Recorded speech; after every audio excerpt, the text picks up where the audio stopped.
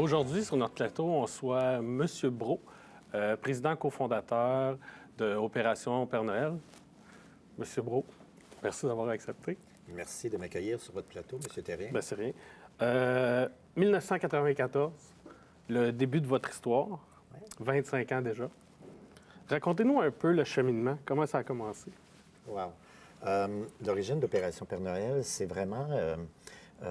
c'est une idée spontanée, c'est un incident qui s'est produit et qui a fait germer dans mon esprit une réaction rapide pour régler une situation avec une jeune fille.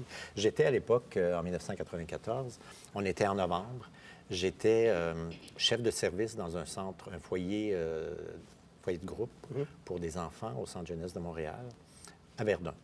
Et c'était le samedi où il y avait eu la parade du Père Noël à la télévision. Et les enfants avaient regardé ça, évidemment. Il y avait une petite fille de 7 ans, Mariette, qui était arrivée, ça faisait pas très longtemps, dans notre foyer, et qui avait vu la parade du Père Noël l'après-midi. Et le soir, elle a fait une crise terrible au foyer. Et l'intervenante qui était là n'arrivait plus à la contrôler. Alors, je reçois un appel. J'étais à ce moment-là, c'était mon anniversaire. J'étais au restaurant avec ma conjointe. Et je reçois un signal sur la pagette. À l'époque, on n'avait pas des cellulaires. Et alors, évidemment, je rappelle au foyer.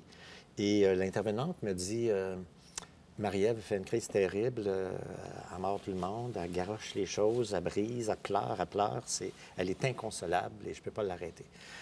Alors, je lui dis, bien, passe-la moi, Marie-Ève, je vais essayer de faire quelque chose au téléphone. Là, et... Donc, je parle à Marie-Ève et au bout de quelques minutes, à travers ses larmes, elle réussit à se calmer. Et elle me dit, le Père Noël, là, il va m'oublier cette année. Il ne sait pas que je suis ici, moi. Je ne suis jamais chez nous à Noël, puis je n'ai jamais de cadeau, puis j'en aurai pas encore cette année. Il ne sait pas que je suis là.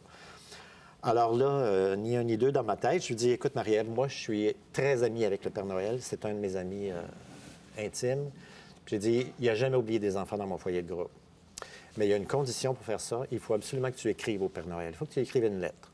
Tu lui écris une lettre, puis là, tu vas lui dire ce que tu as dans ton cœur, ce que tu as dans ta tête, puis tu vas lui dire ce que tu aimerais avoir pour Noël. Puis je te jure, Marie-Ève, le Père Noël il va t'apporter quelque chose qu'il y a dans ta lettre à Noël. Marie-Ève se calme, et tu mets le jeu. Oui, tu vas mettre ça sur... Demande à l'éducatrice de mettre ça sur mon bureau, puis lundi matin, je m'en occupe. Alors, j'ai parlé à l'éducatrice, et ça s'est fait. Je reviens à la table, au restaurant, avec ma blonde, et je lui raconte ça. Elle me dit, c'est bien beau, Normand, là... pour Marie-Ève, mais il y a d'autres enfants dans ton foyer de groupe, là. Je dis, ben oui, c'est, mon Dieu, ben... Alors, on dit, on va leur faire écrire une lettre, à chacune. Et, ce qui a été fait. Et les lettres en question, on n'avait pas énormément de budget pour des cadeaux pour tout le monde, alors on a distribué les lettres dans les gens de notre famille. Et ça a provoqué une réaction assez intéressante chez les gens de la famille. Et là, l'idée a germé, bien, si ça fait cette réaction-là, peut-être que d'autres gens seraient heureux de contribuer. Et évidemment, j'en ai parlé à des collègues le Noël suivant. Et c'est comme ça que l'opération Père Noël est partie. Puis, racontez-nous, là, on va revenir dans plus le concret, le fonctionnement directement dans votre fondation. Oui. Comment vous fonctionnez ou comment les gens peuvent vous écrire ou comment ça fonctionne? Alors, c'est foncièrement très simple. La première des choses, c'est que tous les enfants qui nous sont référés, donc les enfants à qui on va desservir, à qui on va offrir un cadeau de Noël, c'est des enfants qui nous sont nécessairement référés par des intervenants, des professionnels qui travaillent auprès de familles qui sont démunies, dans les centres jeunesse, entre autres, des familles, des enfants qui sont carrément abandonnés, ou, comme je le disais, qui vivent dans des conditions précaires dans leur famille. Alors, tous les intervenants peuvent nous garantir que les enfants qu'on dessert proviennent de familles dont l'aspect financier est vraiment problématique. Tout à fait. Puis, on sait que, bon, en 2017, vous avez aidé 13 000 personnes. 2018, 14 000. Si on se fie aux chiffres, ça augmente d'année en année. Depuis 25 ans qu'on existe cette année, à chaque année, effectivement, il y a eu une augmentation significative du nombre d'enfants. Et cette année, voyez-vous, là, aujourd'hui, on est à 15 250 enfants là, qui ont écrit des lettres au Père Noël. Fait qu'on augmente encore cette année. On augmente encore cette année, oui. OK. Puis vous desservez partout au Québec, c'est ça? On dessert partout au Québec. Je voudrais ajouter que on est très fiers de ce qu'on a accompli à travers les 25 ans. Cette année, on va desservir 15 300 enfants peut-être. Par ailleurs, si on met ça sur l'échelle de la pauvreté au Québec, il y a plus de 200 000 enfants qui vivent dans des conditions de pauvreté très grandes. Donc, on en rejoint 15 250, ce qui nous mène loin du compte. Et on a comme projet, vous parlez, vous dites justement qu'on est installé un peu partout en province.